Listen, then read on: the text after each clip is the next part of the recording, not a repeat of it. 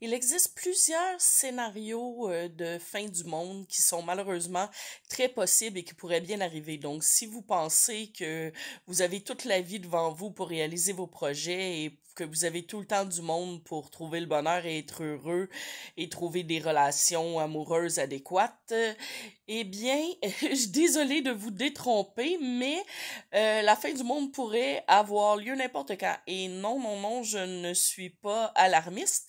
J'ai en fait posé la question à ChatGPT et je vais vous lire ce que l'application m'a répondu et c'est assez inquiétant. J'ai demandé quels sont les scénarios de fin du monde les plus probables et les risques qu'ils se produisent. OK. En numéro un, bon, on n'apprend pas trop grand-chose. On parle de changement climatique. On sait que il fait de plus en plus chaud, il y a de moins en moins de couches d'ozone. On sait déjà tout ça. D'accord, pas de surprise jusque-là. Mais attendez, on continue, ça va s'en venir surprenant.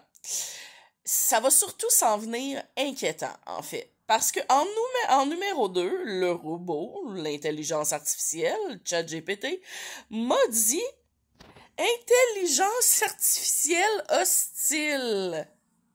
Ben oui! Scénario, une IA super intelligente échappe au contrôle humain, prend des décisions fatales, élimine ou marginalise l'humanité sans intention malveillante explicite. Probabilité estimée au cours du 21e siècle, faible à modérée, 1 à 10%. 10%, c'est quand même une chance sur 10 que ça se produise, hein?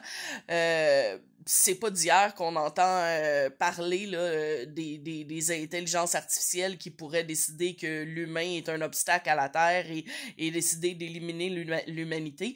James Cameron a même déjà dit, je vous avais averti avec Terminator dans les années 80. Ensuite, en numéro 4, impact d'astéroïdes géants.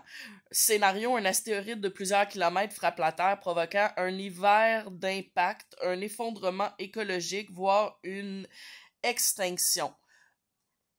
Ouais, j'ai déjà entendu parler de ça, que avec les grands froids, ça doit être ça qu'ils veulent dire par hiver d'impact, à moins que ça soit juste une mauvaise traduction. Ensuite, numéro 5, supervolcan. Éruption d'un supervolcan comme Yellowstone provoquant un hiver volcanique mondial, perte des récoltes et famine. Probabilité estimée par siècle faible, moins de 0,1%. Pas probable, mais difficile à prévenir ou à gérer.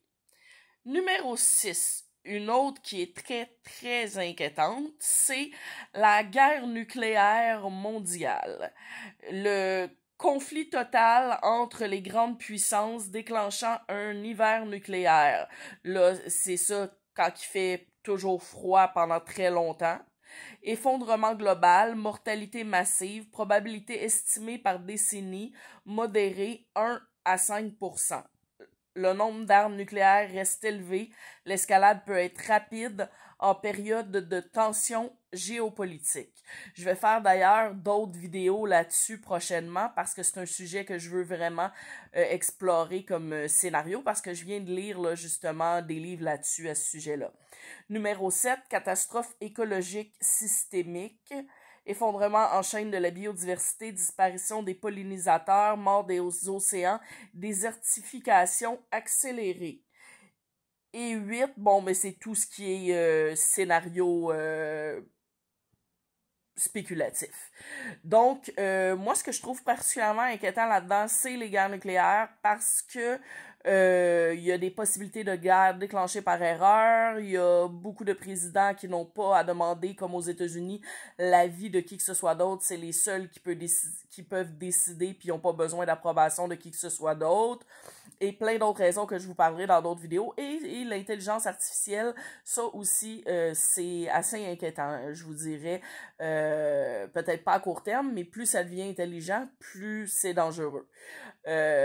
Puis, les astéroïdes, mais après tout, si ça l'a pu tuer les dinosaures et la végétation et tout ça, c'est sûr que ça tuerait l'humain si ça réarriverait.